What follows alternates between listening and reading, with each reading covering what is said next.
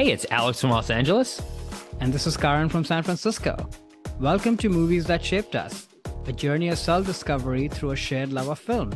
We're two longtime friends who grew up on opposite ends of the globe with very different backgrounds and were both shaped and are still being shaped by the movies we see and love. In each episode, we'll cover a topic around important people, places, events, and moments in our lives, then explore it through three of our favorite films. We hope these movies and topics are fun and revelatory to you, just like they've been to us. So with that, what's our topic for today, Alex? So our topic for today is in the people theme, important people in our lives. And we've done episodes in the past on our mothers, our fathers, and our siblings. And now we like to roll it all together and talk about movies that shaped our feeling of family. Mm-hmm. So yeah, I'll kind of start talking a little bit about my family and then my framework, and we'll hear from you, Karan, before we get into the films. Mm-hmm. So I am the eldest child of three. I have two younger sisters. Grew up with all my family, knock on wood, is still with us, which is great. Got to grow up pretty close to both of my sisters, despite them being younger and not of the same gender. A lot of great memories with my immediate family growing up, but then also our extended family. Like we went to visit my mom's extended family a lot for holidays, beach vacations, things like that. So I definitely got to know my cousins. I have several cousins on both sides of the family. And then other holidays we go to see my dad's side of the family. I have one uncle on that side and then a couple cousins. So also, relatively close to them as well. And still keeping pretty close contact or very close contact with both my sisters, see them quite often. One lives in here in LA now, actually, which is great to spend more time with her. And I go back and see my parents, a couple times a year, especially for the holidays, but definitely keep in touch with all members of my family pretty often through text and calls. So I definitely feel like we have a pretty close relationship that I've enjoyed and definitely shaped a lot of things in my life. And the movies that I chose, I looked at this as, I have a lot of friends that are important to me, but what makes family different? What are the things that are different about the people you have, shared DNA with that kind of separates you from all the other relationships you're going to have? And I pulled a couple films together that I think, for me at least, really encapsulates that feeling of what makes the people you're related to, for better or for worse, related to, but special in your life. So yeah, what about you, Karan? What is your family background, and then how you chose your films? Yeah. So I'm one of two children in my family. I have a younger sister who's about 5.5 younger to me. All similar to you, a very close family unit. I think the one thing that's different in my case is, other than just being born in a totally different part of the world, India, like a lot of people know who've been listening to the podcast, but also that my dad was in the army, so we moved a lot. We had a typical army brat sort of lifestyle. So I think that in some ways, I think shaped sort of what our family unit is and what our relationships are, because everything else was constantly changing, right? But us. So that's a pretty important sort of feature, I would say. Other than that, I think my family is actually really small. So I was the first kid in my entire extended family until my sister came along.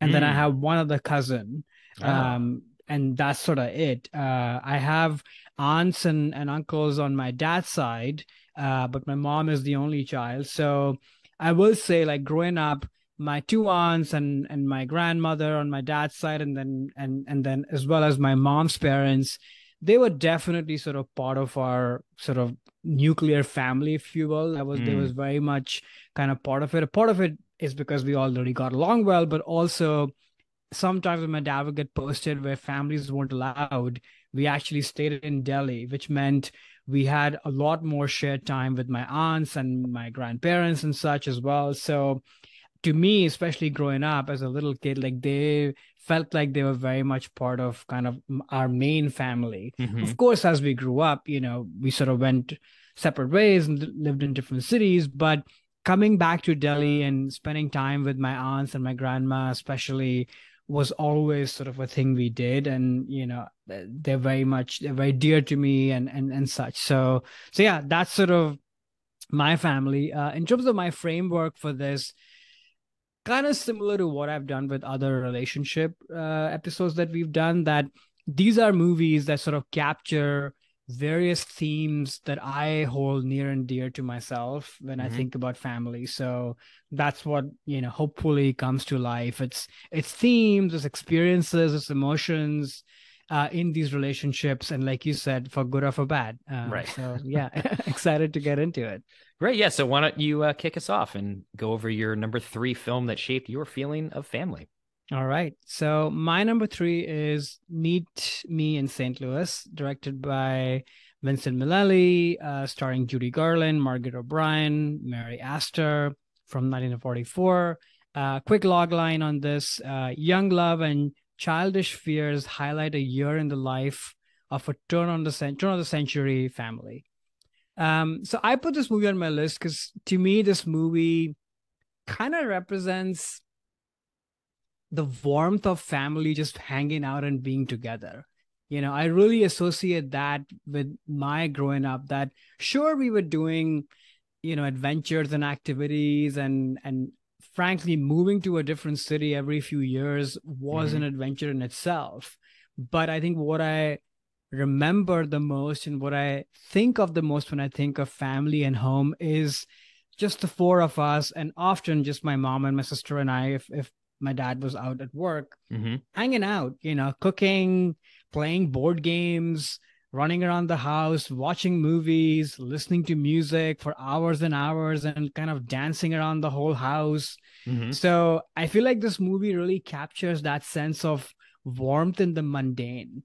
And of course, it's all heightened because it's a holiday time, and the big fair is coming in this time period as well. So things are heightened, but I think the essence of that feeling really comes through. So that's one big reason why this is on my list. Mm. The other big reason is I talked about moving. That's the big theme of this movie, right? Yeah. That is sort of the antagonist of the movie, that what's going to happen if this family has to leave St. Louis and move somewhere else. And that also is something, as I said before, I relate to a lot. Of course, we did that all the time, and not unlike this family. So I think the movie does a really good job in capturing the anger and the sadness, but yet some excitement as well, Hmm. of what this move could be. In my case, it wasn't so much of the anger or sadness. I think we were always excited because, frankly, that's all we knew. In Mm. fact, if Right. we were not moving in like 2.5, 3 years, something felt odd. Hmm. But I do still relate with this sort of inevitability that's going to happen, if you are going to move. And the lead up to that is kind of an interesting, challenging thing to deal with. So I love that about this movie. That's literally that's the only plot in the movie, Right. which Yeah. which Well, is yeah. Yeah. yeah. There are other things that are happening, but this is the main thing. Yeah. And then the other piece is, it's obviously a movie set in a different time period, so allegiances to sort of quote unquote typical family structure of kind of the man of the house being the head of the household, and all of that is very much in place. But Hmm. I do think every character in the movie has a voice to express how they feel, and everybody is quite disheveled and not happy with this whole news. And of course, ultimately, the father comes around, and but the whole thing is handled with just so much of love, Hmm. which is the other thing that I really relate to from my family, where, my dad definitely was and still is the head of the household, but it was never like that we didn't have a voice. We all did have a voice, and ultimately all big decisions in my household were made jointly. We all came to it. There was discussion. Maybe there was some angry words that were exchanged, what have you, but there was an open discussion with emotions, all of it. Hmm. And then we finally came to a decision that we all felt okay with. And not so much about the moving or not moving, because that was going to happen Right. regardless because of Right. my dad's profession, but other things, the big decisions of life, or even the small decisions of life. Are you going to go out for this party and stay up till so and so hour? It was a family decision. Hmm. So I think that's another thing that I really love about this movie. And I don't know, it felt very relatable and felt like I have seen this world, Hmm. in some form. So yeah, that's why this movie is special. The movie in itself, like Vincent Minnelli is just a master of color. Like this movie is just so luxurious and beautiful, head to toe. So that, stating the obvious. Another stating the obvious, Judy Garland. I think this Right. is one of my favorite performances of her. I haven't seen Hmm. all of her work, but I think she has this sense of assuredness and confidence while being innocent in this movie. Often the roles that she's played, she's very innocent. That's sort of how I always think of her in the movies. Until of course Star is Born, which is a very different kind of performance. But this is one of her sort of I'm not a child, I'm a young woman sort of performance, which I really love. And then of course, the moment she opens her mouth to Oh sing, like yeah. no one can match her. If I'm not mistaken, this might be my intro to her. I hadn't really Hmm. watched much of her stuff until I watched this movie, which was maybe about, I want to say 6, 7 years ago. So it's still Oh. fairly new. I didn't grow up with this movie. This was not a holiday movie in my house. So it's fairly new, but it's sort of, made an impact and it stayed with me since. So, but yeah, this was a great intro for me to her. And then of Hmm. course I got curious and saw a lot of her other stuff as well. It's a great comfort picture. It's a great holiday movie as well. Like I said, not much happens if you just want to listen to a few songs, just, look at the beautiful colors and this beautiful house. You can just watch 20 minutes of it and be done with it, and it'll Hmm. bring a lot of joy to you, which frankly is how I look at family as well. A quick phone call, a quick something can sort of feel like this balm to, Hmm. whatever you might be going through in that day. So yeah, that's my number three. Yeah, I've never heard this movie described as a hangout movie, but it actually totally is. That's like a great way to describe this because yeah, their plot isn't nothing much really happens. It's just like a family kind of chilling in turn of the century St. Louis and Yeah. singing some nice songs. And so yeah, I also really enjoy this film. I'd watch this a lot as a kid. It's one of my Mm, grandmother's, my mom's favorite movies, so I kind of mm, associated with her because I watch it a lot when I go over and see her. And so I can't remember the first time I saw it, but it was always something a movie that I enjoyed. It's just the that feeling of family that comes across in this film is very comforting. So it's just just nice mhm. kind of to put it on.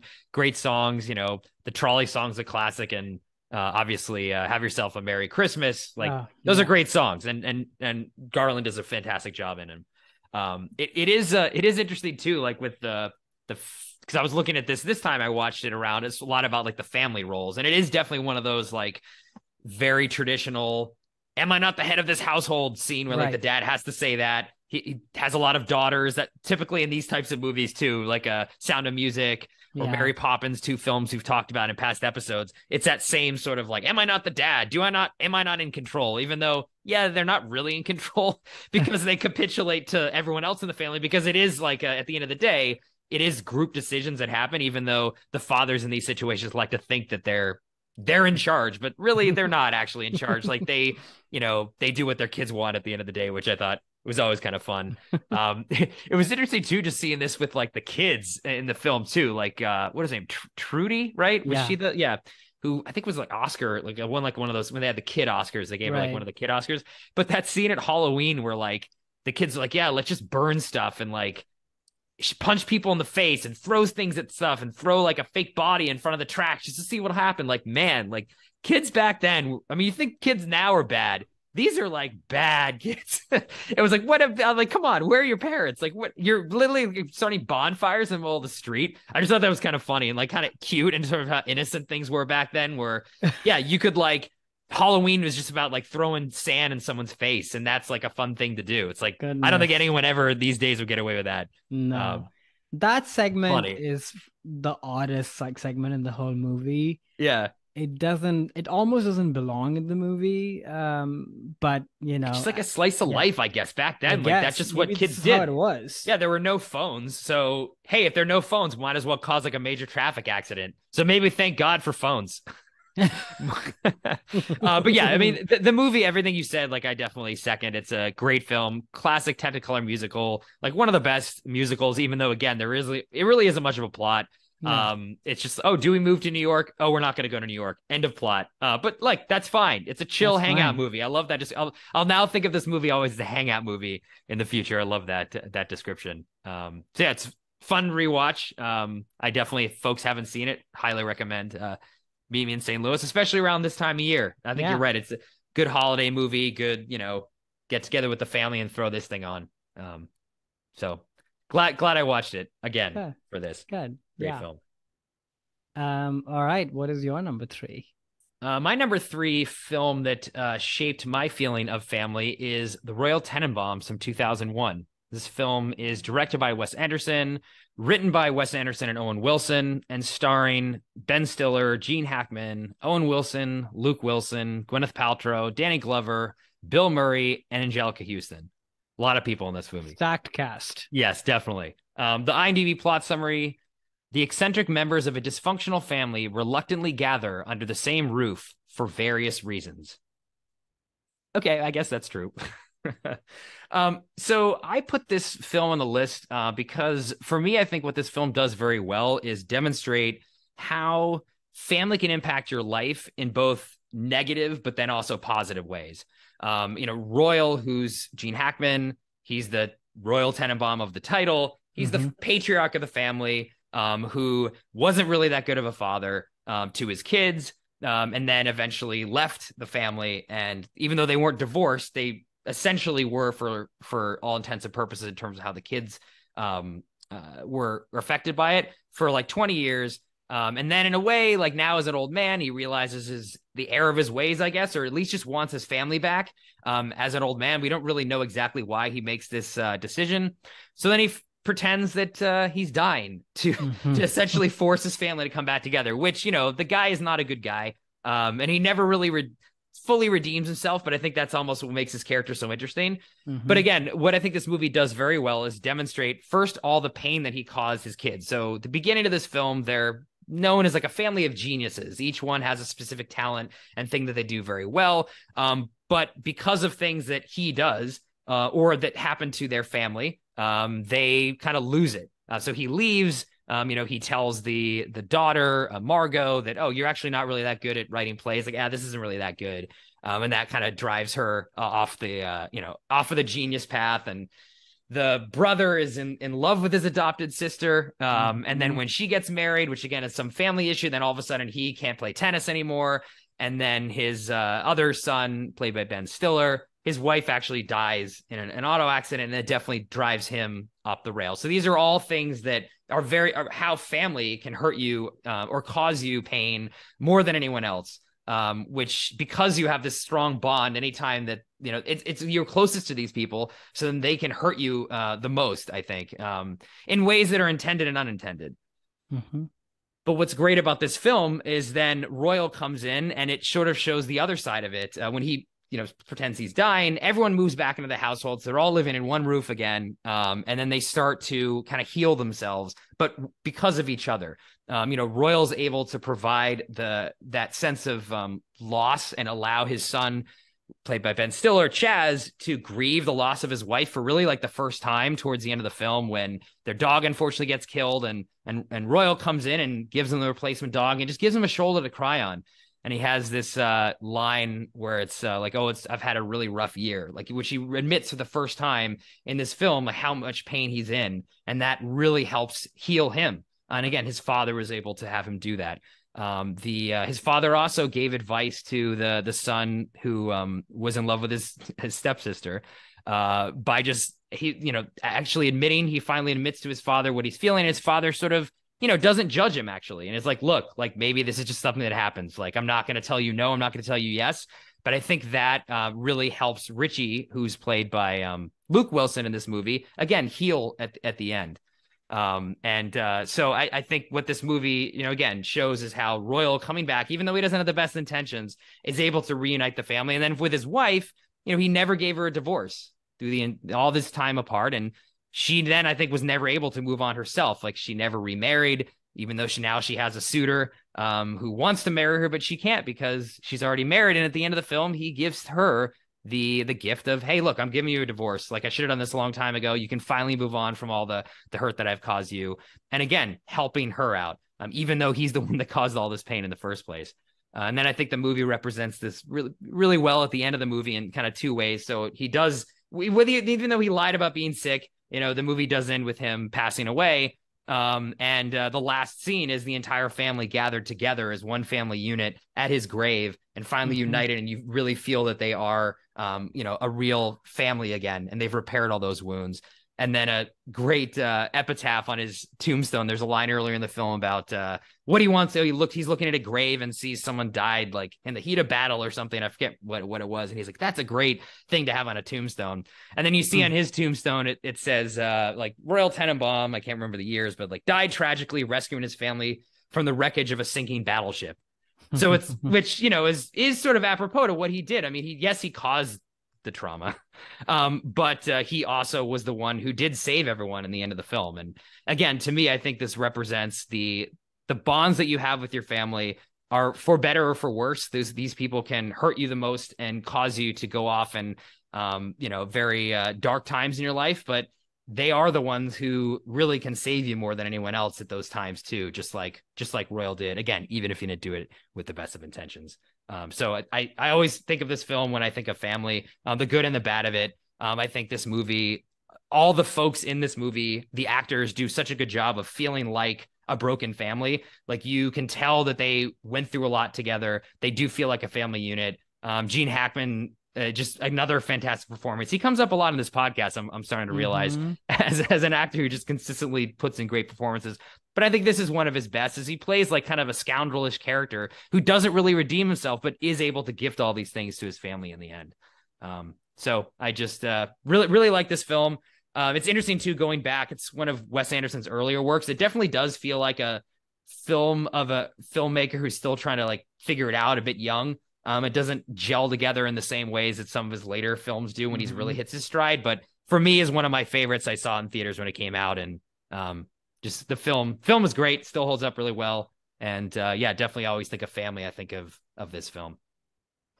That's a really good pick. So I guess what is the connection of these themes with you personally?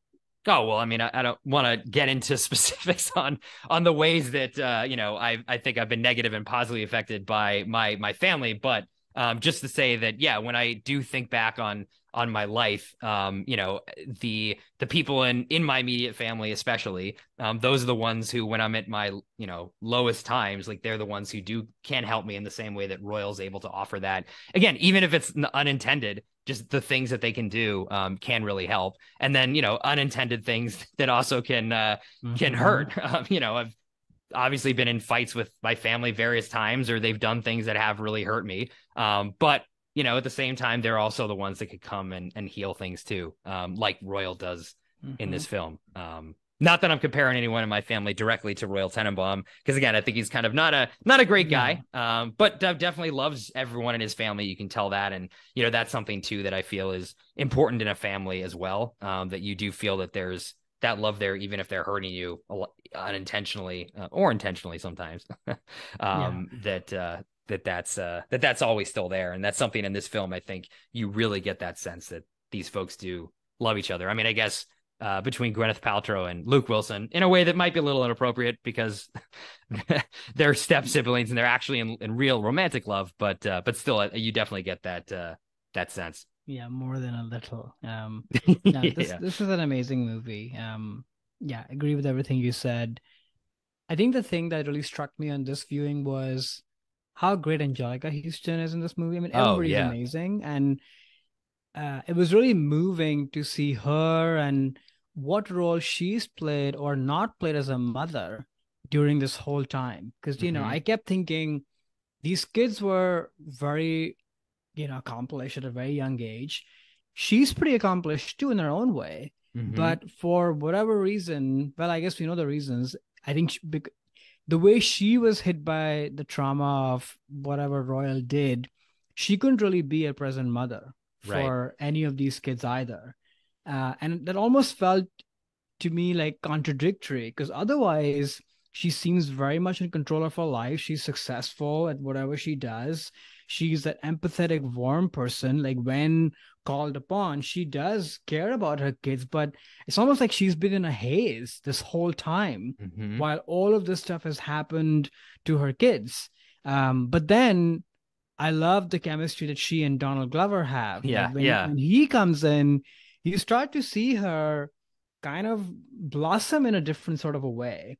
Maybe she was in this long haze and he's sort of come in and ended that haze period. That maybe that's why we are even seeing her in a warmer light. Maybe that wasn't the case, until he came along. We don't know how this family was functioning for those, 20 years or whatever. Mm-hmm. So I thought that was really, really amazing to see. You could almost make individual movies of all of these characters, Oh, for which sure. is Yeah. the genius of Wes Anderson, the genius of, people who followed in his footsteps like Noah Baumbach, Greta Gerwig, and they write from such a specific place that there's enough there to tie a story well together, but then it leaves you with so much more of wanting from Mm-hmm. each person. So yeah, just brilliantly crafted, great score as always, Yes. is the case in all Wes Anderson movies, but this one, I don't know, for some reason always really hits the right note and right sort of tonality for me. So yeah, Yeah. great pick. Yeah, interesting point on the Angelica Houston character, the mother, who I can't remember her name in this what her name is, I can't Elaine or either. something. Oh Anyway, yeah. is it Elaine or anyway? Yeah. The yeah, I do think it is probably like that the blindsiding of what Royal did. She's not able to, and she at that point maybe still loved him in some way. Yeah. Was paralyzed. Yeah. And at the end of the film, or not at the beginning of the film, actually, when Danny Glover comes in, I think it breaks her of that because she's in love again with somebody else. And maybe I shouldn't. I've said in the beginning we don't really know why Royal tries to come back. It is pretty clear that it's because he feels like, wait a second, now she's going after somebody else. Yeah. He all of That's a the sudden whole now he sees it's reason. a threat, right? So that's the initial Yeah. reason.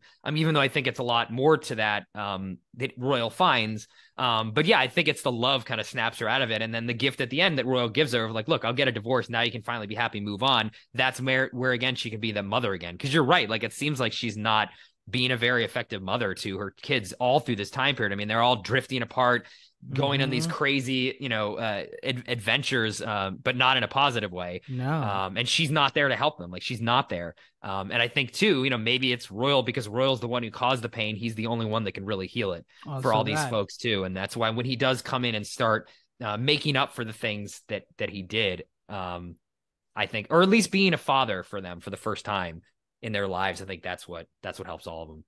Yeah. Yeah. I agree. Um, all Okay. right. Okay. Yeah. Let's move on then to your number two. What Okay. is your number So two? my number two is a movie called Pride from 2014, directed by Matthew Warchus, starring Bill Nighy, Melissa Stanton, Dominic West, a whole bunch of other great people. Quick logline: UK gay activists working to help miners during their lengthy strike of the National Union of Mine Workers in the summer of 1984. So I put this movie on my list for sort of this whole piece of your found family. I think as grown-ups, no matter where you go, and especially in my case, Mm-hmm. somebody who's an immigrant in a totally different place, but I think this applies to everybody because you leave home and you go to a different place, most likely to go to school and build your own life. So at some point, the friends you make and the relationships you make do become a big part of your life and really a family. And I think this movie kind of really represents that to me. And it's sort of very interesting, right? Because both the key communities that you see in this movie, gay folks in London, and then the miners, I guess they're in Wales. I forget where they're at Yeah, exactly. it's Wales. They talk about Wales, so I haven't. Yeah, Wales a lot. I'm yeah, assuming Wales. they're Yeah. in Wales. Um, and you really see that even though these are tight-knit communities because they are, in some ways ostracized from quote unquote mainstream society or what have you, or just close-knit because they live next to each other in the case of the miners. Mm-hmm. But there's closeness, but there's also a lot of fracturing, within these communities individually. And to me, the movie is really about sort of the unlikely friendships and relationships you form in your life that end up actually filling these gaps and fissures that you might have in your own community. So it's almost like there's like a Russian doll sort of community thing that's happening, that you have your own found family that you sort of seeked out to find, but then you never know who you're going to meet. And they will sort of then form like another layer of found family. And in some cases, you actually might, find your way back to home, and way back to where you come from through these journeys and adventures that you might have through various fun families. So I thought this movie does a great job. There's obviously a lot more to this movie, and it's very funny and poignant, and Mm-hmm. because you're sort of mixing these two, quote unquote, very opposite groups of people.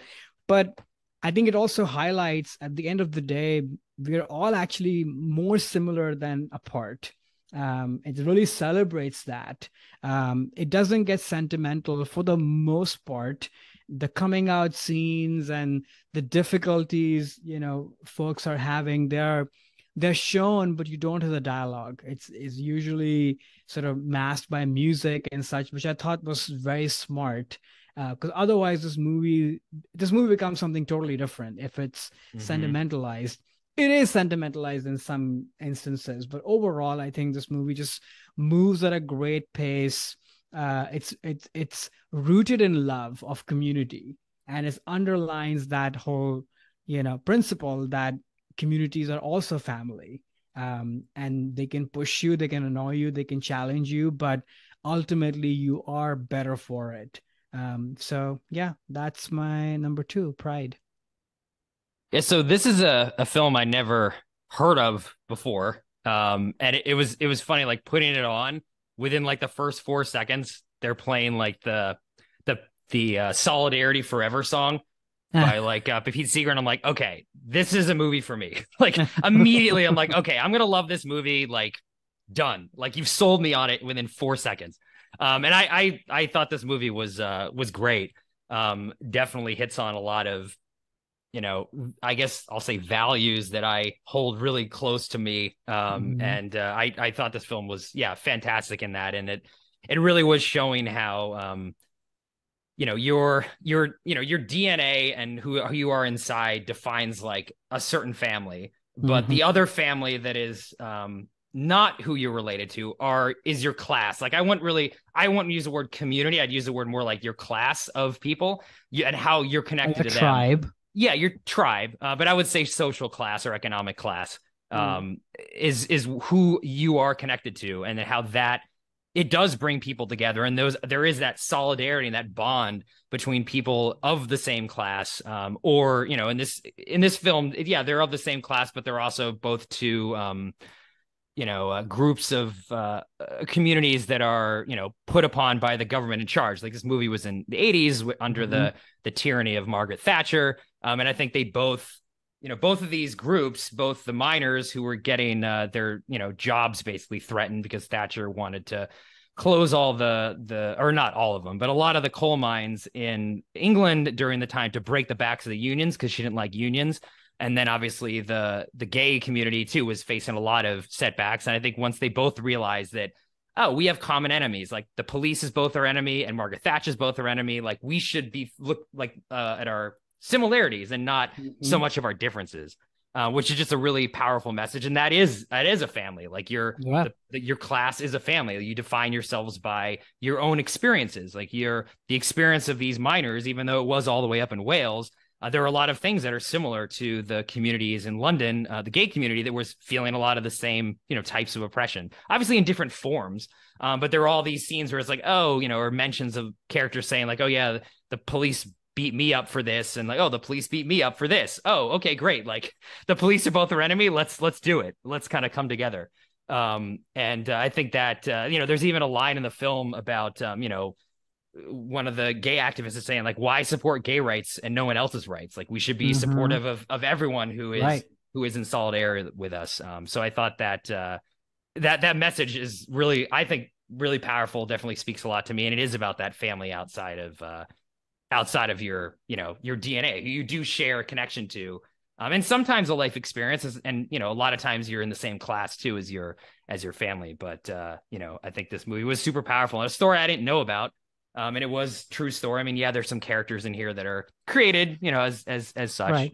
But yeah, I really liked it a lot. It reminded me of another like film from the late 80s, Mattawan, about a similar miners strike in the States, but that was more around race, like kind of coming together, there's a great scene when the black workers are kind of trying to join the union, and some people are saying, why are we letting the African Americans in here? And they're like, oh, look, they're also oppressed. Like they're part of our class too. And there's a line in that film about, there are two sides in the world, people who work and people who don't. And we're the people who do work. And I think that's immediately made me think of that movie when I watched this one. So yeah, really powerful. I mean, the ending was especially powerful too, when they bring in another song into the film too, another pro union song, and just talk about how even though the miners lost, and they unfortunately continued to lose and are still losing today over there, there were some positive effects that happened in some of these gay activists who went off to continue to fight for their own rights, but then more importantly, in a way, what the film's saying, the rights of all of the the people in their class and oppressed people out there, which is something that is that sense that you do get when you feel that this is your extended family, even though you're not related to them. Exactly. Yeah. No, and so many moving moments in the movie. Mm-hmm.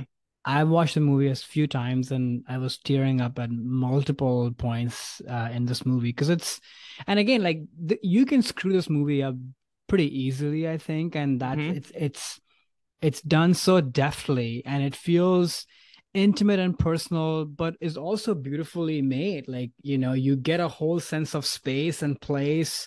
You really feel like when these people show up in Wales, how fish out of water they are, and vice versa, and it's played for comedy, but it's also just handled beautifully in all departments, cinematography and such. Like it transports you, the thing that we talk about a lot on this podcast. So yeah, it's really beautifully done. This movie, it almost kind of made it in the foreign film category. It actually did have a Globe nomination, if I'm not mistaken. So it had some notoriety. That's how I found out about it in that season. And then I watched it. I was like, oh, this is amazing. So yeah, and a great cast. Like some of the younger actors, the guy who's in 1917, who's really great. Oh yeah, the main character, yeah, exactly. And then the other guy, Dominic West's partner, Hot Priest, done a bunch of great stuff. He's amazing.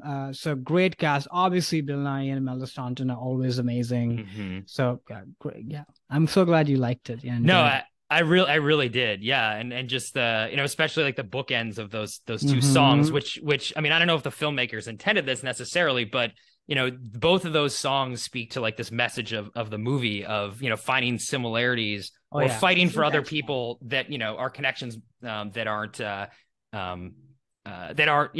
specifically your identity, your, maybe your race or in this case, sexuality. I know both songs are pro-union songs. They're pro-labor, class solidarity songs, but the melodies were both, the Solidarity Forever melody was Battle Hymn of the Republic, and now I can't remember, or that was anyway, I can't remember the exact old songs they're based on, but they're Civil War songs that were sung to be they were ending slavery, racial equality songs, but then they became class songs. And I think that again shows the marriage between those two things of we need to reunite on the our differences if we're of the same class, and again recognize the enemy as Margaret Thatcher and then fight against her as much as you can. But yeah, this film was great. Like I definitely will watch this.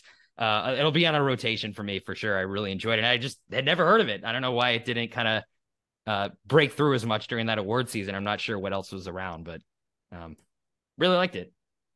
Well, I'm glad to hear that. All right, what's your next?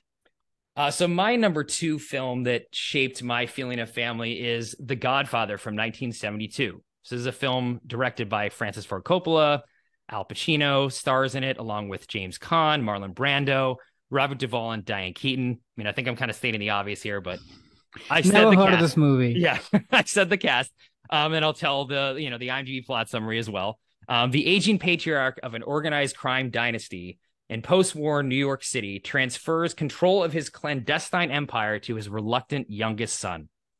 Pretty good summary, actually. Mm-hmm. Not that, again, I probably had to read it off because I think people, even if they haven't seen it, know the basic premise of this film. So, this movie, I think, I didn't put it as my number one, but I think more than any other film, to me, always there's so many different themes of what family is woven into this film that is always spoke for me. And the main theme here is that, these bonds that you have with your family is always something that, there is an obligation to that you do because you are related to the, your immediate family, I'll say, or even your extended family. But I feel it way a lot so with the immediate family, that there is an obligation to honor that in some way. Like, you're always going to be there for these people, no matter what. If they ask you something, like, that is of the most importance. Anything coming against, if you're making a decision or something comes in conflict with what your family wants, like, your family, you should default always to them over whatever this other ask is. And that's, again, one of the important things about having a family that you are related to. And these are all themes that definitely, there's lines of dialogue in this movie. I mean, one of those films that is not instantly, but quotable, like, with almost every line. But there's a lot of lines here. I mean, even in the opening scene about, like, never dishonoring the family. There's that famous quote from Marlon Brando's character, who plays the Godfather in the film. A man who never spends time with his family is not a man. So definitely defining that, like, your family is your, masculinity in this sense. But I do think it is something that is very important to you. Something that I've, always felt that, family is something that is very important, that you should be, spending time with your family and honoring. And then Michael, is the main, Al Pacino. I don't know if he's, like, the main character in this film necessarily, but he's the arc where, he is the kid who kind of went against his family in a way. Like, he went off to join the army when this was not something that anyone else wanted. In the opening scene, it opens with a big wedding, so a big family event, and everyone's there in their tuxedos. And, Michael definitely visually stands out. He's in his, army. I don't know what those, they're not dress whites because he's not in the Navy. His nice army costume. Uniform. That's the word I was looking for. Uniform. And he's there with his waspy girlfriend, like, so not an Italian. He's saying to her, oh, this, my family's not me. He talks to her about his dad, basically threatened to kill somebody. So he's distanced himself from his family. And, I think that in the beginning of the film shows that he is kind of going against what the theme of the movie is. And as the movie progresses, and obviously at the end, he is fully now in the belief, as, again, the message of this film is that the family is the most important thing. And he kind of shunned the family for a while and went off on his own, and gets pulled right back in once his family is threatened. There's also a theme in this film about this is business isn't personal, because they're a mafia, obviously.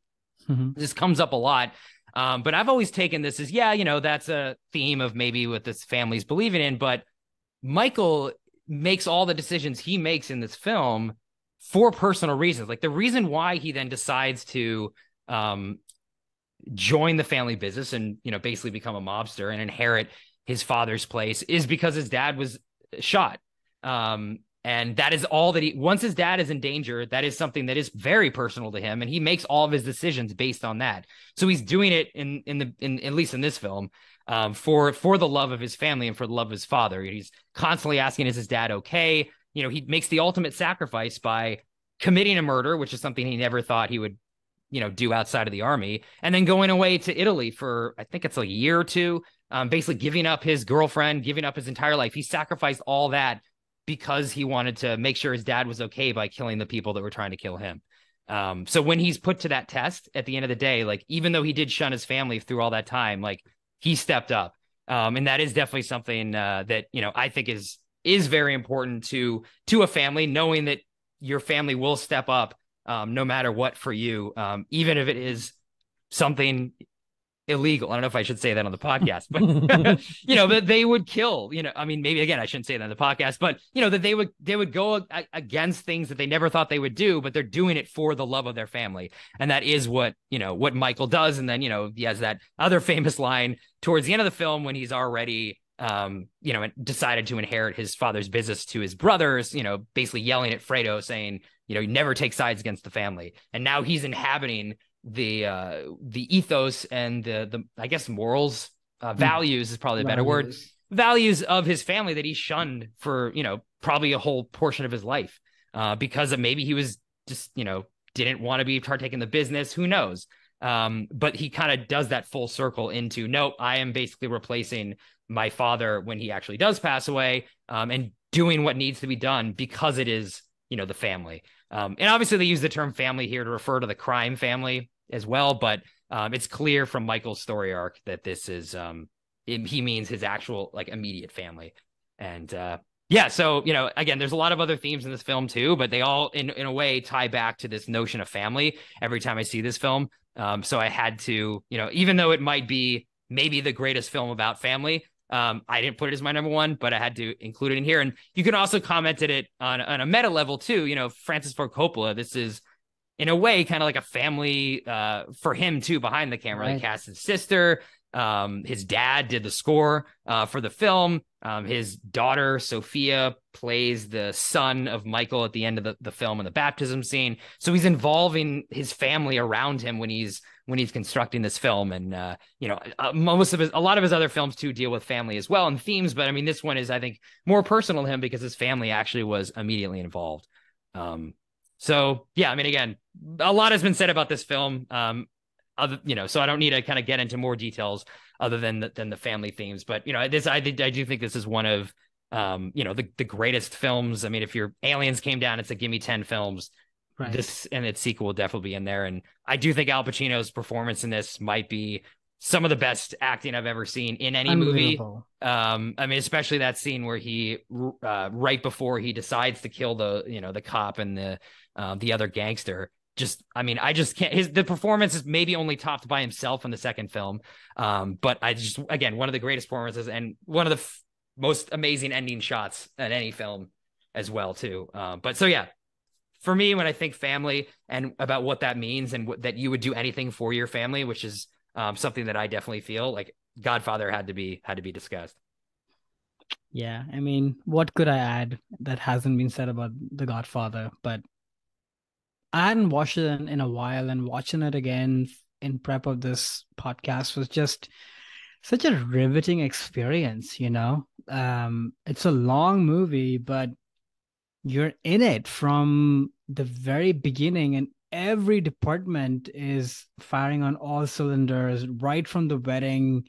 And the theme of family, yeah, I mean, I have a similar view on this movie. I've always had that view on this movie, that this movie is really about that. Mm-hmm. And it's about the father son. It's about the arc of Michael, like you mentioned, but it's also about everybody else, Mm-hmm. This whole enterprise is what it is because the family stands the way it does.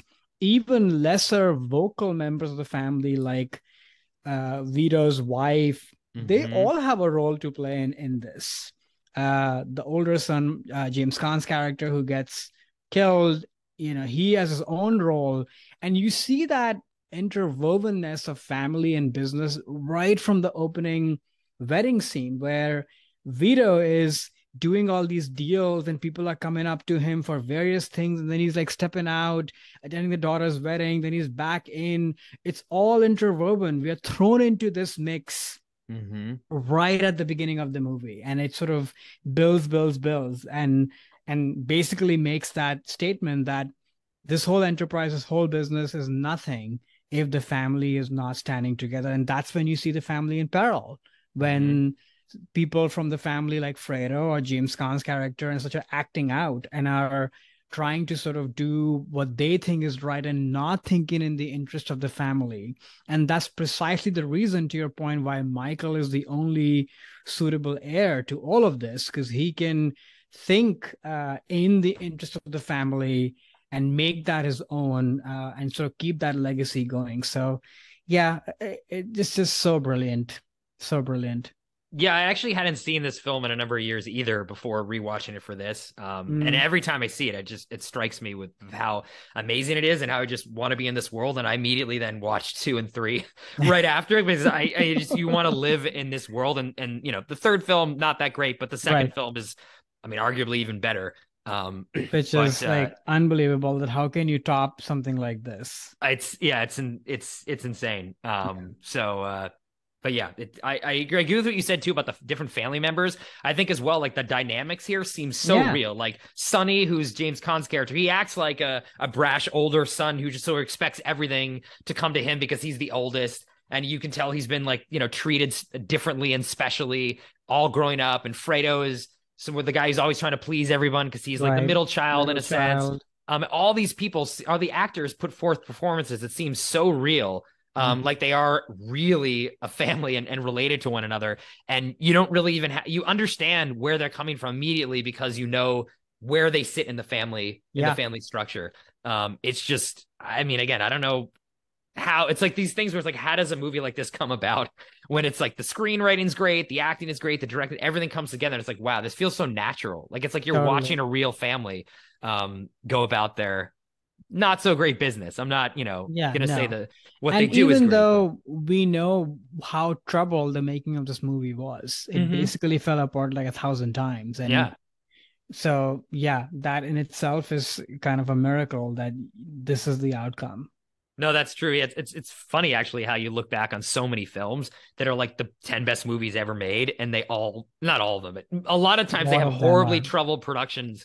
It just shows you never really know. You have lightning in a bottle, and it Hmm. might seem like a disaster when you're making it, but then boom, you have like The Godfather, Hmm. maybe the greatest movie ever made. So Hmm. um, Totally. Totally. okay, I think we're on to number ones now. So Yeah. why don't you get to your number one film that captures the Yeah. feeling of family? So I'm going to make the follow-ups of follow-ups. My number one is My Big Fat Greek Wedding, just like The Okay. Godfather. I mean, both big Mediterranean families, True, weddings are scenes in both. So they're the same true, movie. Same true. movie. From 2002, directed by Joel Zwick, starring Nia Vardalos, John Corbett, Michael Constantine, a whole bunch of other people. A quick log line. A young Greek woman falls in love with a non-Greek and struggles to get her family to accept him while she comes to terms with her heritage and cultural identity. Sure. Okay. Not the best, but we'll take it.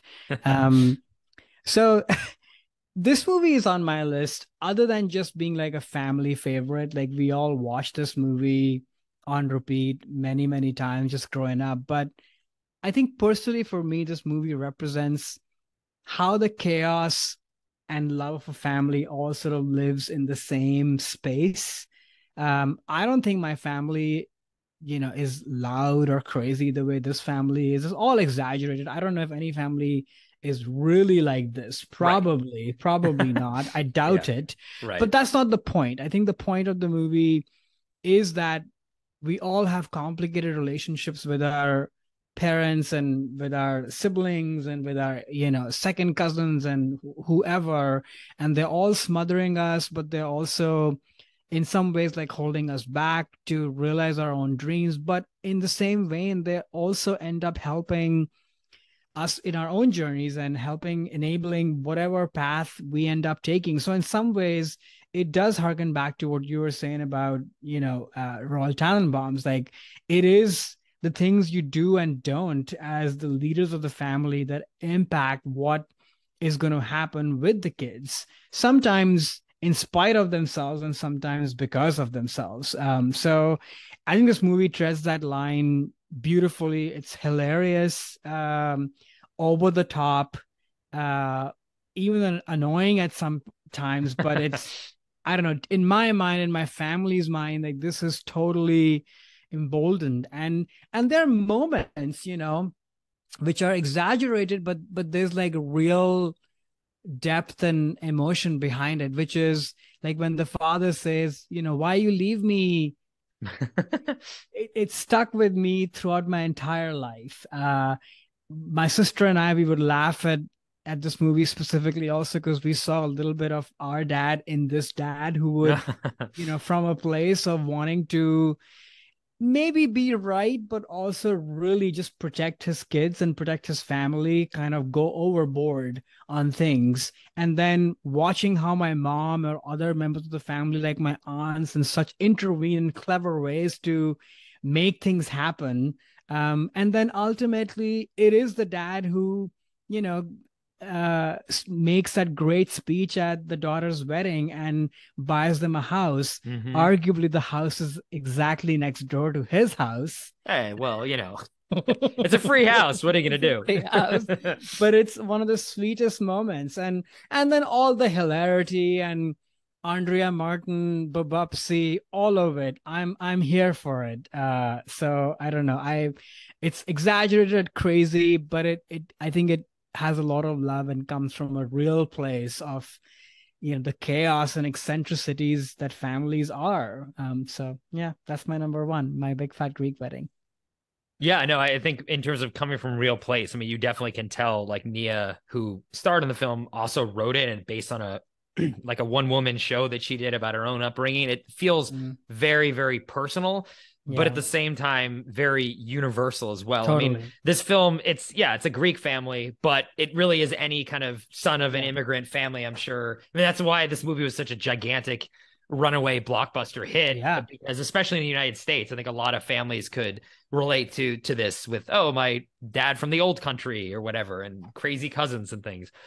So yeah, I'd seen this film when it came out. Like I am half Greek on my dad's side, and definitely when this movie was starting its massive takeover of the world, it definitely was something where okay, all the you want to see the movie because it's about Greeks, and that's something that's very rarely covered in American cinema. So it was sort of like a point of pride. I think even my dad might have seen it first, and it was like I'm taking the whole family. We got to see this movie. And again, not I didn't relate to any of the characters. I mean, my dad was no, not an immigrant like his father was, but that was not my experience. And I think a lot of this is very, generic immigrant family humor, not necessarily specific to the Greeks, but I thought it was a cute film that I always, enjoyed at the time, and it was fun kind of going back to it. And I do think it is a lot about, similar to Tenenbaums in a way. It's like the positives and the negatives of the family. Like the mm-hmm. family does smother you, and sometimes you feel like you're, caught under expectations of, well, I have to do this because my dad says, why are you leaving me? Mm-hmm. But the positives are, they do love you and they will support you and they will get you the house at the end. And I think that she struggles with this a lot in the film, obviously trying to not be Greek, but at the same time embrace it. And it's finding that balance, which I think is something Mm-hmm. that we all try to do. I've definitely felt smothered by my family in certain moments, in Mm-hmm. certain times in my life. But it does all, like you said about the father in this film, it all does come from love. It's not like they're doing Totally. this out of malice, or anything. It is out of love.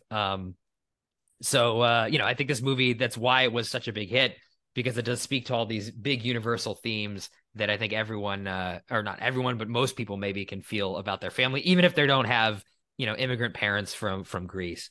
Um, Totally. I think it's at the end of the film, the message, I can't remember who says this, or maybe she does.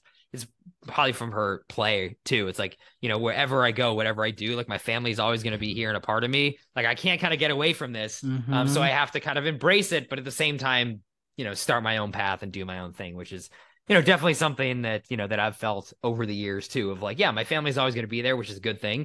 But that doesn't mean I'm have to be defined by them all the time. Exactly. But I still want to carry all the good things about that forward into my life and all my decisions. So yeah, I think this is a great film, great film to include for sure, and a lot of fantastic family themes that she just did a very good job putting on screen. Pretty amazing. And the other thing is that it's all very chaotic and over the top, but at least for me, I never felt like that I was laughing at these people. Oh You yeah, know, right, I think you're yes. laughing with these people. You're actually laughing even at yourself and Hmm. looking inward in your own life and such, and which I think is such a hard thing to accomplish in a movie because this could easily become like a total ridiculous situation, you know, where Mm-hmm. everybody is a caricature, everybody is Right. just laughable, and then the heart of the movie is totally gone. And instead, it's not that. The second thing which I want to also add was the guy who comes in, Jim Corbett's character, and that relationship, that is also such an important part of the movie, which also speaks to families, right? Like we're all going to at some point find that special someone for whatever duration of time that might be, a girlfriend in school or a boyfriend in college or somebody you're married to or what have you, who are going to step into your family. And I love that this guy is could have been positioned as somebody who's anti all of this madness, or Mm-hmm. somebody who's scared of it or wants to run away from it. And maybe he does, but he leads with his kindness, you Right. know, and Right. in many ways sort of helps her, to what you said at the end, realize that I can have both things. I can stand tall and be proud of where I come from and still love my family and still be my own person, my own woman, and make my own choices. So I think a lot of that comes from him, Mm-hmm. because she approaches him and tells him we should just run away. You know, Right. Right. Right. this is never gonna work. Just let's run away. And he's like, no, we and it is sentimental if you want to take it that way, but I don't know, I just find it very sweet, and there's something very specific yet universal about this, like you Mm-hmm. said. No, no, yeah, I agree. And I think the fact that this film very easily could have been, like you said, full of, I mean, it is full of stereotypes, but Yeah. in like a fun and a kind of a fun way. I think that speaks to the fact that, you know, this is her life story in a sense.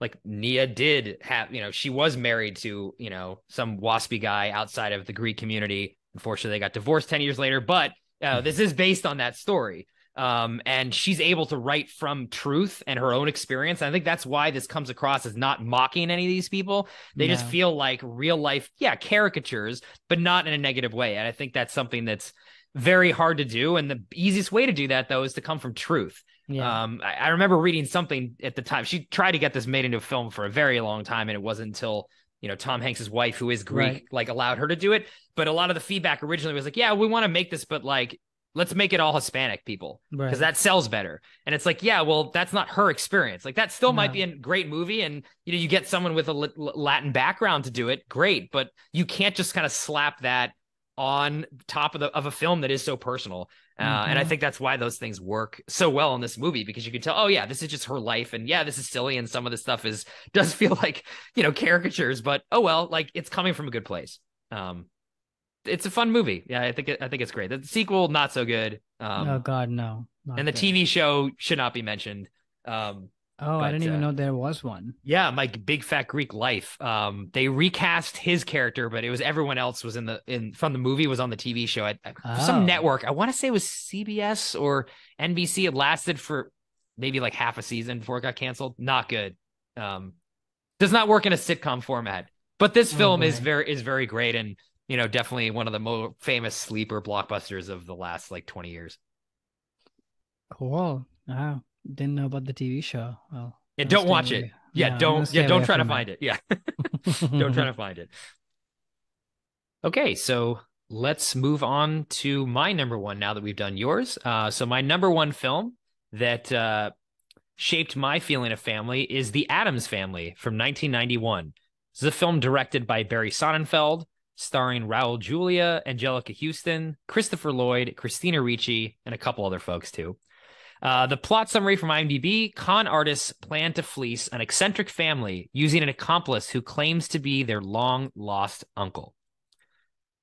So, this movie, and why I put it on top of my list, is what this movie represents to me is how, really, to outsiders, everyone's family is sometimes really weird.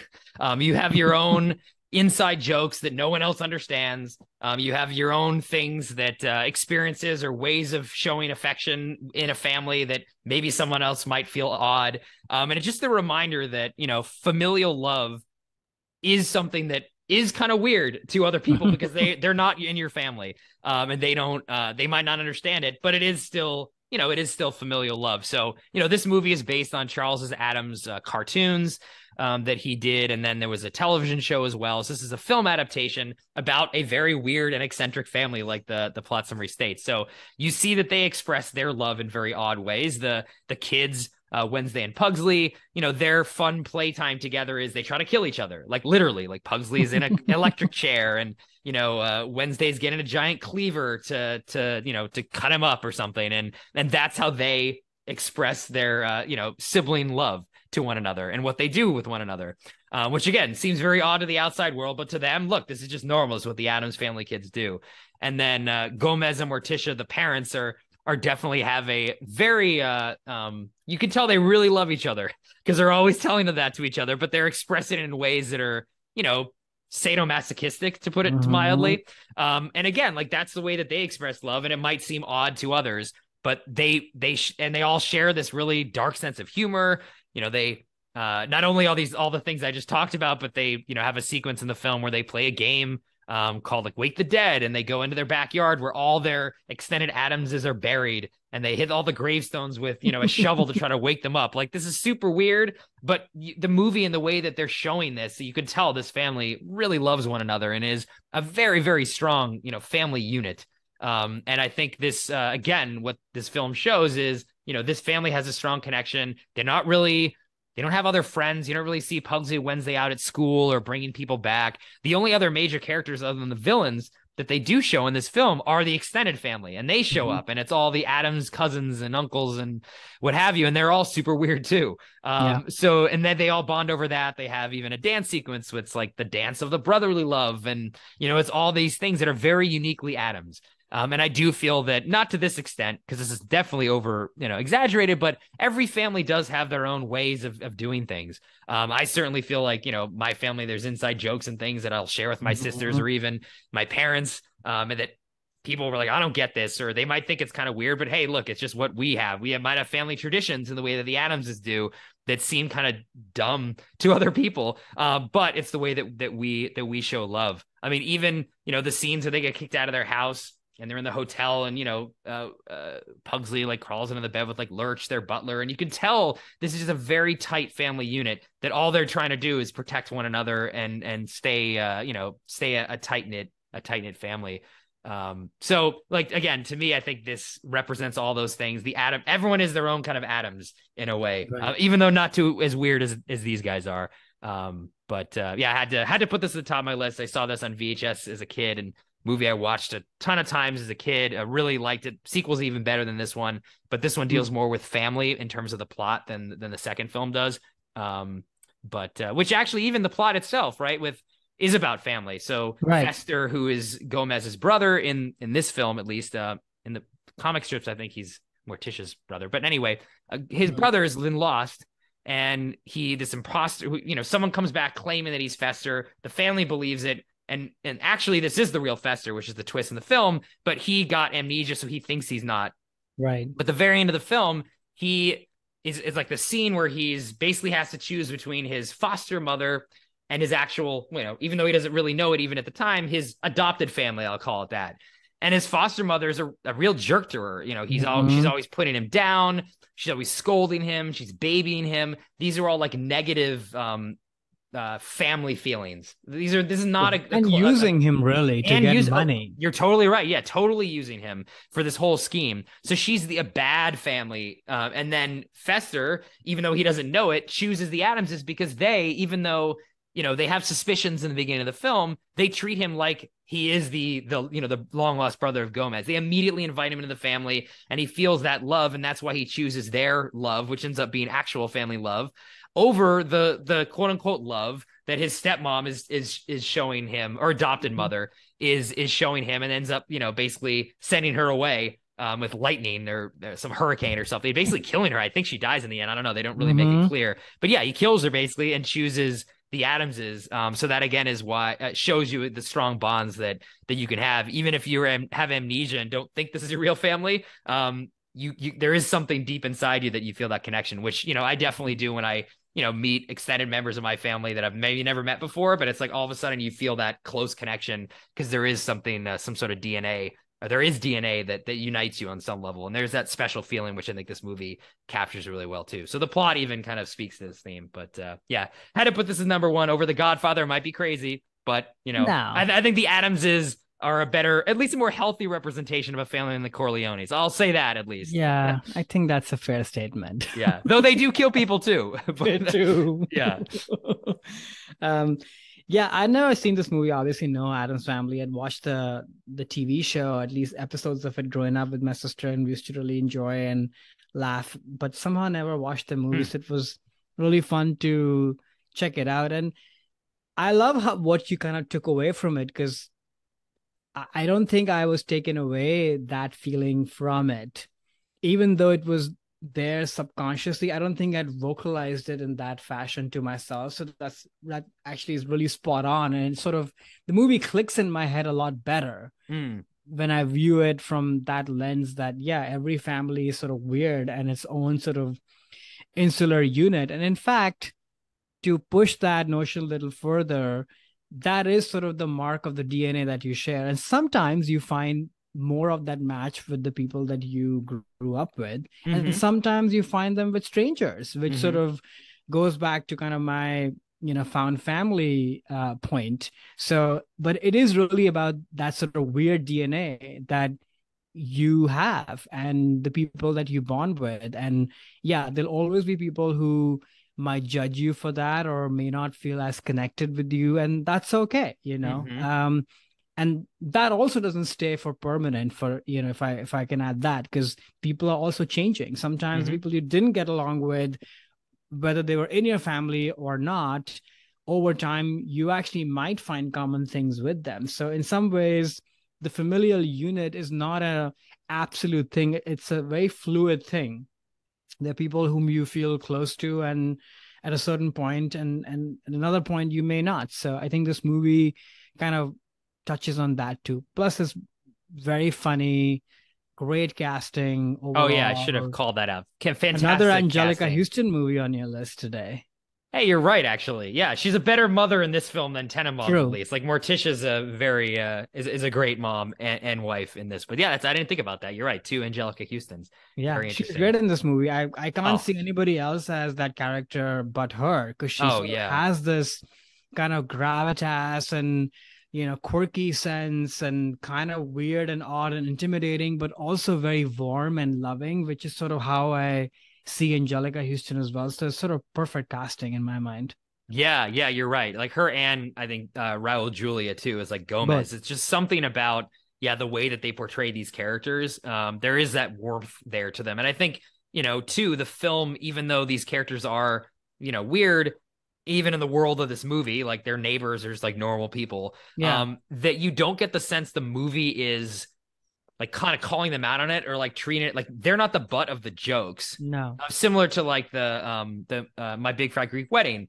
Like you're laughing at these Addamses because it's almost like, oh, this is so cute. They want to, Pugsley's getting electrocuted. Like that's so funny, but that you can tell it comes from a place of love between the characters, but also with the way the film is treating them. It's not treating them as odd outcasts. It's like, hey, the Addams, this is a normal, it's like almost like, hey, this is a normal family that loves each other. And okay, fine. They might have little eccentricities, but who doesn't, Yeah. The outsiders who are not part of the Addams family, they are the odd one on one right. Up, actually. So, yeah. That's a really good point. I will say my one nitpick with the movie is that the oddities and eccentricities that the family has, I think you see so much of that in everybody underlined over and over again that I found myself feeling a little bit restless because I never watched this movie before. I'm sure if I'd grown up with this movie, and I kept thinking about, the episodic not short form, but the episodic TV show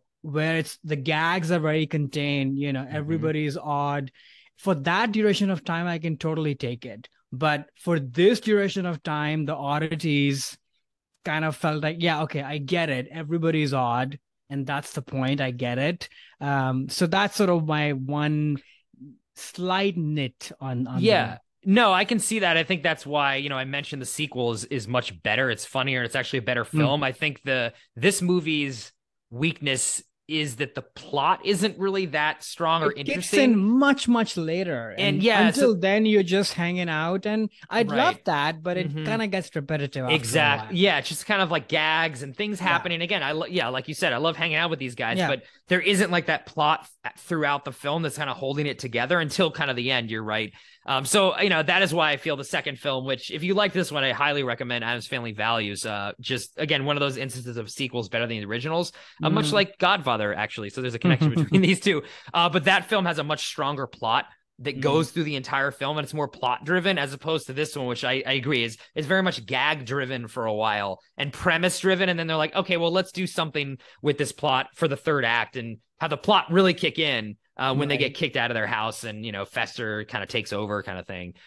So I do agree that's a weakness, which is why I typically watch the sequel more than this one. But the sequel just isn't so much about the themes of a family. There's other themes that movie deals with and plays around with that wasn't as applicable to this topic, but I definitely recommend folks watch the sequel if you haven't seen it. It's I haven't, so film. I'll definitely check it out. And you know, not to say I love non-plot hangout movies. It's sure. my thing.